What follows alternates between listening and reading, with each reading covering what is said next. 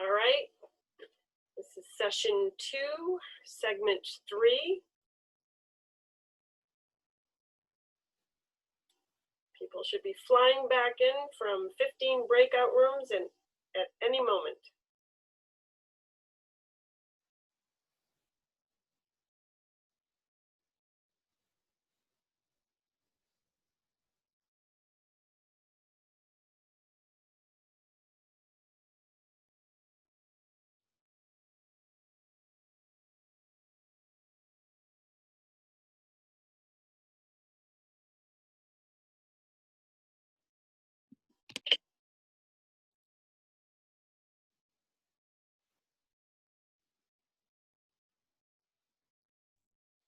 Okay, are we all back in now? Can you tell, Morgan? Yes, we are. Yep. All rooms are closed.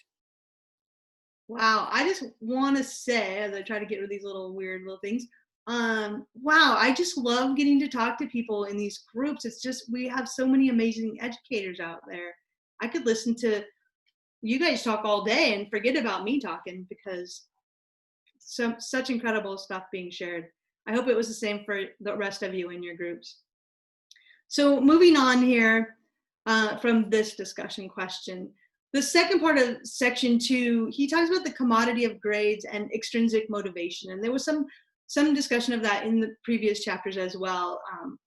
And we'll touch on that. It really did make me start to think about how do grades get so valuable to become this commodity that kids are looking for. And so looking at grading throughout schooling, in early elementary school, teacher feedback is verbal, there's encouragement and supportive correction and reflection. And then later elementary, I'm not sure which grade, 4th, 5th, I'm not sure, teacher feedback begins to shift to currency and points. They start to categorize kids and track their achievement. And then in middle and high school, grading becomes this economic system, and there's points and incentives and penalties. And I know that in the state of Maine, a lot of middle schools have shifted to proficiency based, and hopefully that changed it a little bit. And I'm not as familiar with that to speak to that, but maybe somebody could in your discussion groups. So Feldman points out that teachers believe that point economies are a vital incentive and feedback mechanism to help students successfully meet class expectations. Somebody mentioned in one of our earlier groups that they work with a lot of people that are like that, and I too have colleagues that I work with who really believe in grading and points and penalties, etc., and that is what gives the kids the feedback. So we do have that to contend with, but we need to really think about where those beliefs come from. And remember that it's been proven that using points to motivate assumes extrinsic motivation is most effective to promote learning. And that's, remember Skinner and behaviorism. And I just recently learned so much about behaviorism, and I used to believe so much about it. And what I've learned over time now has convinced me that it doesn't work for all kids. So our understanding has evolved. So extrinsic motivation works for those menial repetitive tasks. I think I mentioned that earlier, but it doesn't work for higher order and creative thinking. And that's really, those are the 21st century skills we're trying to get our kids to. So we have to shift to looking at how do we get them to be intrinsically motivated. And the point system doesn't work for many of our kids of today's generation. And then also to look at how grading has impacted kids over time. In early elementary school, when they weren't graded, they were curious and they had this innate interest in learning and growing. And by middle to high school, it shifts to how many points is this worth? And kids bargaining over points and pleading not to lose points or making requests for extra credit.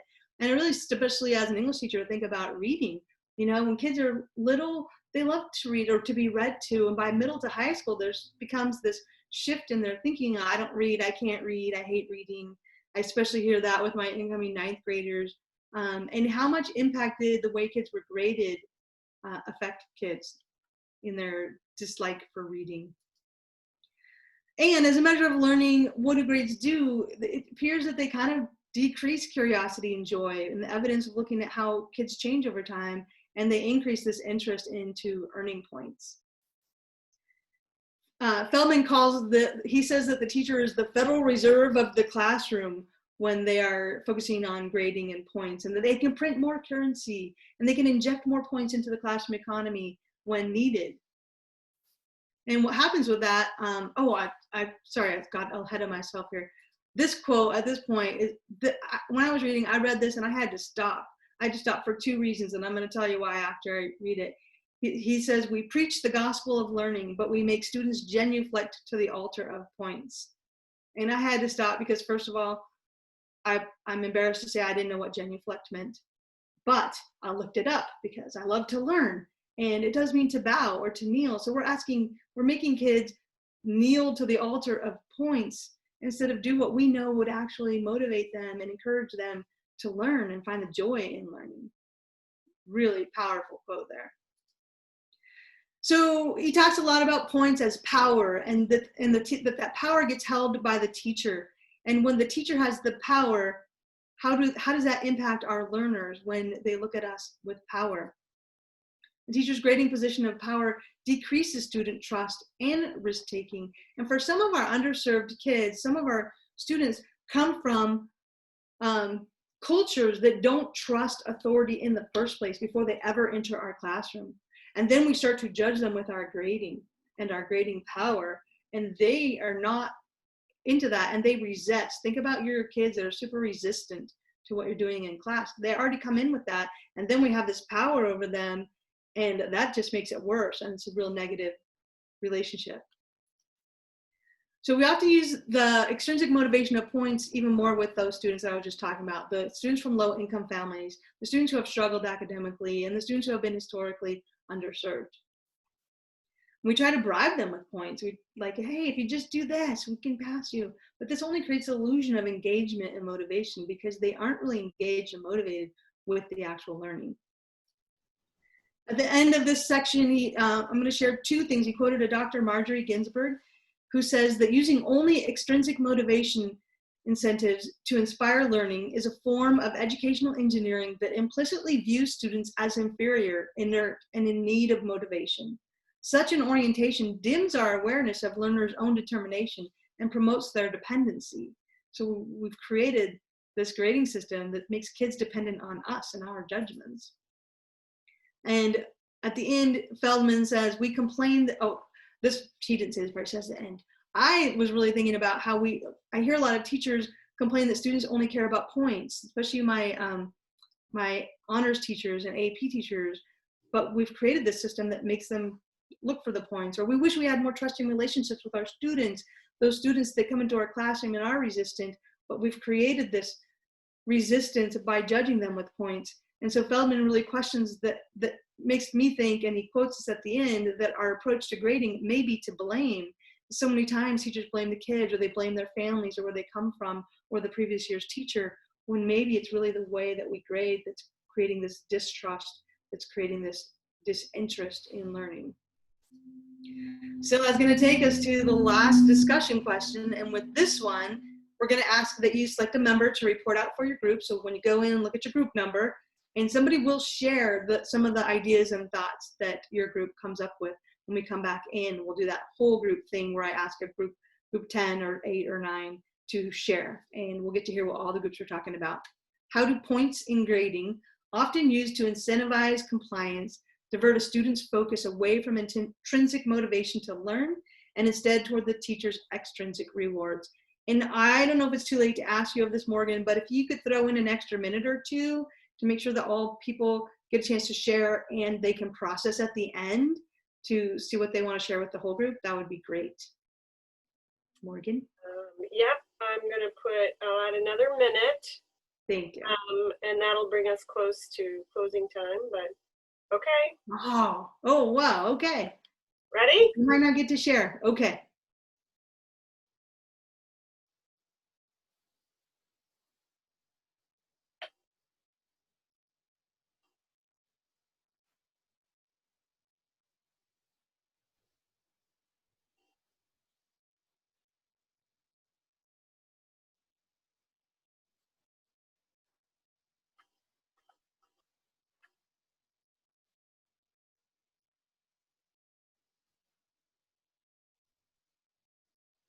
Okay, we're resuming the recording at this point, and folks are going to come flying back into the main room.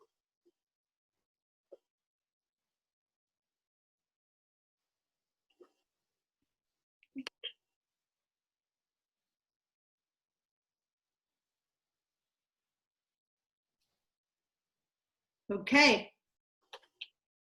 How we doing, Morgan? Hopefully everybody remembered to write down their room number, right? Okay, well, we're gonna start with room 1 because that was my room and they're ready to go. So room Okay. 1, and let's try to keep it to 1 point each. All right, I'm sharing out for group 1. And we talked about how teachers, we often have external motivation. We're extrinsically motivated by our paychecks, as one example, wanting to keep our jobs, be in good standing with our administration and our colleagues. So what does that then mean if we're asking our students to be intrinsically motivated? Just the nuances of that question are interesting. We talked about how we as teachers can try to make students feel more comfortable about grading while still operating in our current system. We know the system is broken right now. We know it's too punitive, and we're wanting to change that. But since we haven't gotten to that chapter in the book yet, instead we talked about strategies for like passing it back at the end of class or digitally, encouraging students to talk things through with you before obsessing over the points. So a lot of just troubleshooting with the current broken system. Thank you so much. And folks, I'm going to go in order. So group 2. Do we have a group 2? I'm not sure my number, but I'm going to go, Patty. So we had a great discussion in our group, and we talked about the fact that once students get behind, that it's really hard for them to recover, and they get really dejected and tend to give up. Well, what's the point? We talked about how giving points doesn't allow for students to grow, and the emphasis is not there, and that the focus is not on the learning process, but rather getting the right answer, which sort of defeats what we're doing as an end goal. And then we discussed at length the inconsistency and variable nature that students try to figure out our grading expectations from teacher to teacher. It is so different, and it's expending a lot of energy on the part of the student to figure out what they have to do and how they will be measured. Is this graded, and how do you grade, and are you a hard grader? And those questions are usually not about the learning itself. Thank you. Group 3. Unless she was 3. Going once. Group 3. Going twice. Group 4. We were group 4. Yay. We talked about grades becoming like the transaction between the students and the teacher, and how sometimes students figure out kind of the game of it, like they need to do X, Y, and Z to earn this many points. And it's kind of what the other groups were just saying too. But the word compliance really stood out for us too. And then we put ourselves in the role of the student too, in times when we've been adult learners in classes and we want to know exactly what we need to do to get the A, just like our students want to. So we were empathizing with them. Thank you. Group 5. Yep, I'm sharing out for group 5. We talked about a bunch of different stuff. One of the highlights, I think, that kind of summarized what we talked about the most was just how the best we can do sometimes is finding out how to make our grading practices emphasize that intrinsic part through one person mentioned highlighting things in the essays and having conversations about them versus like the grade is circled or it's bolded at the top of the page, and that those kinds of conversations are precious in terms of making sure that the intrinsic part is what students take away from their learning. So yeah. Thank you. Group 6. Fast. Yeah. Did you think of something else you wanted to say? Okay. Group 6. I'll And share. if you didn't get your number, hold on one second. If you forgot your number at the end, I'll just say if you were supposed to report out, you could do it. Okay, group 6. Thank you. I'll report out. We basically all agreed that our system is set up this way, and we've all been trying to find ways to kind of maneuver around it. And everyone had their own little, formula to try to eliminate it, but the students pretty much were asking for it. A lot of times it's how they've been trained and this is what they want and why aren't we getting it? And so it's been hard to actually teach students to want to learn. So trying to find the intrinsic isn't always so easy, and realize that maybe it's this way because you can actually put a system to extrinsic where you really can't create a system for intrinsic learning. Mm-hmm.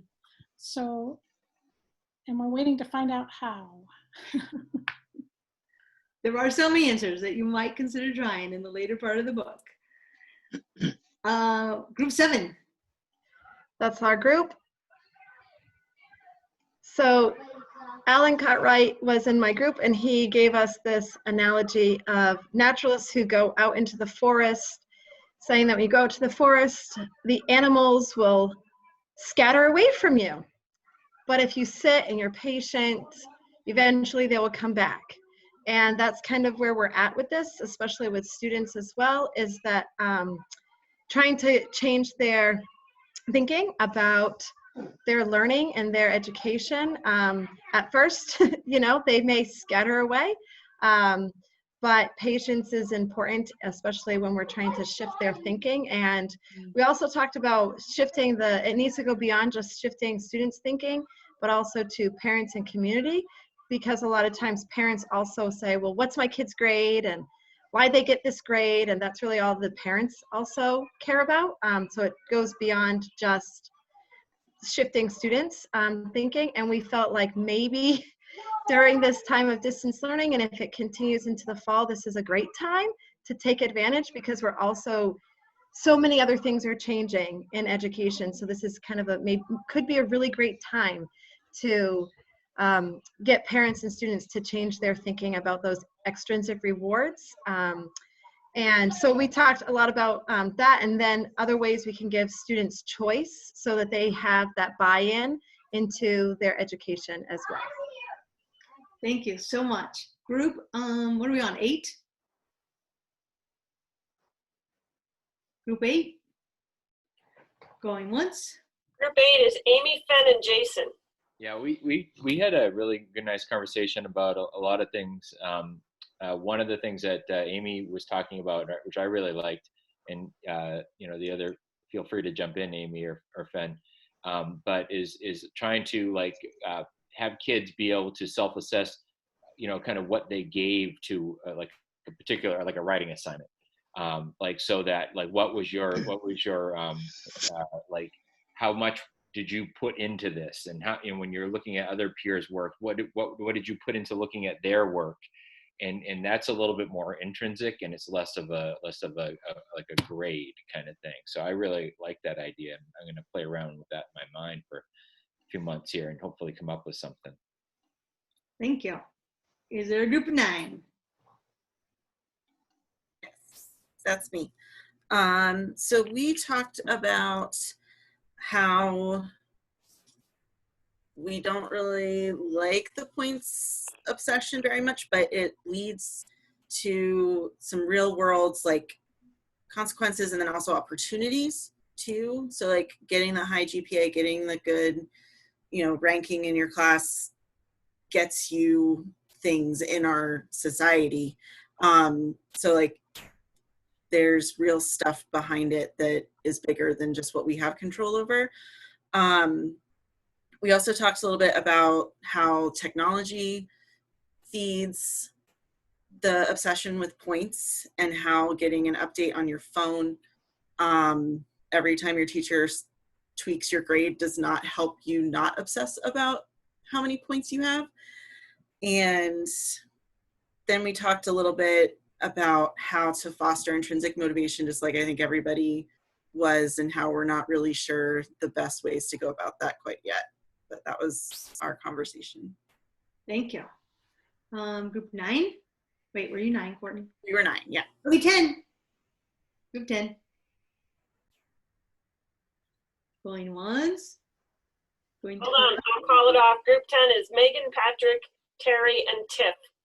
Yeah, I was in group 10, and I'm listed as Patrick, but I'm really Kate. That's my son.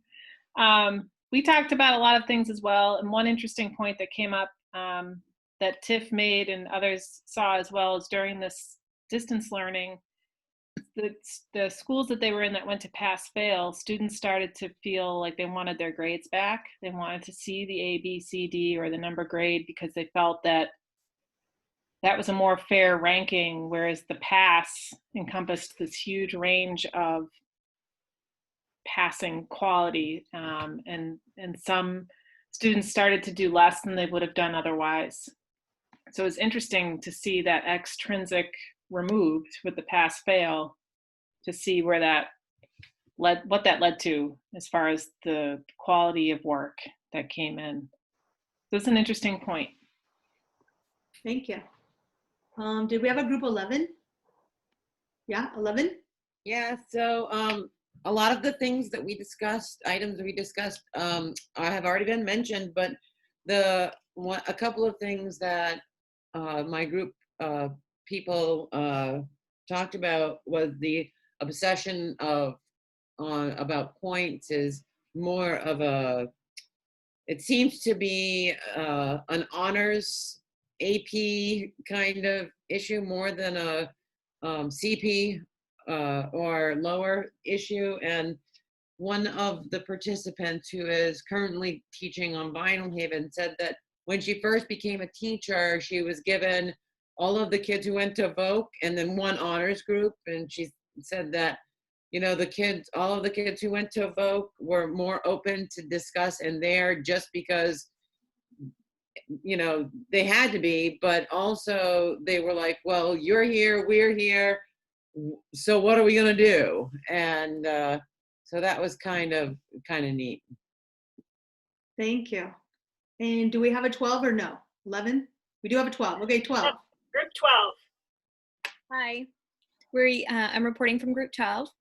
We really had a clarifying moment of realizing how complex this is, because we, you know, a lot of us here right now have a lot of the same ideas around grading, but even within ourselves and within our schools, our points, you know, how do we value points? How do students earn points?